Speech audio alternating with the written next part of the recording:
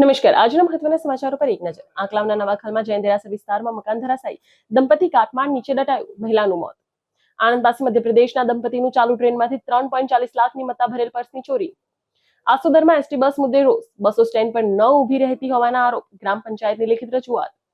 ખેડાના પ્રાગટ્ય ધામે વૈશાખી પૂનમની ઉજવણી, ઘનશ્યામ પ્રભુને 700 કિલો તરબૂચ ટામેટાનો મનોરથ।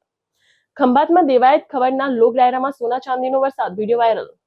અમદાવાદ વડોદરા એક્સપ્રેસ હાઈવે પર પાદરા અકસ્માત, એસટી બસ પાછળ સેન્ટ્રો કાર ઘૂસતા કારનો ખુરદો, હેડ કોન્સ્ટેબલનું મોત। ગુજરાત બોર્ડના ધોરણ 10-12ના પરિણામની તારીખો જાહેર, એચએસસીના તમામ પ્રવાહના પરિણામ 4 મે અને એસએસસીનું 6 મે જાહેર થશે।